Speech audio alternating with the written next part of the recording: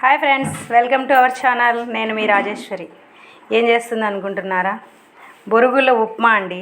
మాది రాయలసీమ ప్రాంతం, మేము బొరుగులు అంటాము. కొన్ని ప్రాంతాలలో బొరుగులు ఉప్మా అంటారు. దాన్ని ఎలా చేయాలో ఇప్పుడు నేను నేర్పిస్తున్నాను మీకు.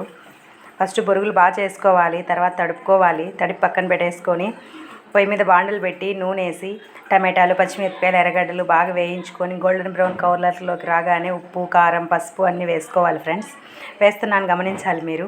ఎందుకంటే మనం నిమిషానికంటే ఎక్కువ ఉండద్దు కాబట్టి, నిమిషానికంటే ఎక్కువ వస్తుంది, స్పీడ్గా వాయిస్ ఓవర్ ఇవ్వాల్సి వస్తుంది. ఉప్పు, కారం, పసుపు తగినంత వేసుకోవాలి.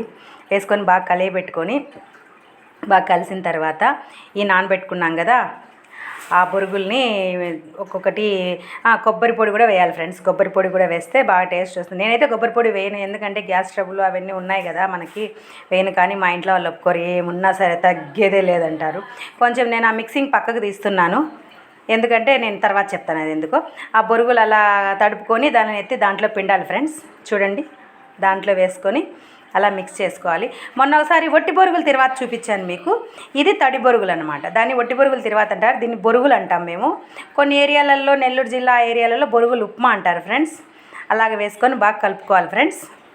అలాగా కలుపుకొని వడ్డించుకోవాలి. దీంట్లోకి బజ్జీ లేదా పకోడీ కాంబినేషన్ బాగుంటుంది, కానీ మేము చేయలేదు పెళ్ళిళ్ళల్లో కానీ. తర్వాత మనం తీసుకున్నాం కదా కొంచెం మిక్సింగు, ఆ మసాలా మిక్సింగు రాత్రి అన్నం మిగిలింది ఫ్రెండ్స్, దాన్నే అన్నంలో కలుపుకున్నాము వేస్ట్ కాకుండా. అంటే రెండు పనులు లేకుండా ఒకేసారి అంటే ఒక దెబ్బకు రెండు పిట్టలు అన్నట్టుగా అనమాట. Please like, share and subscribe.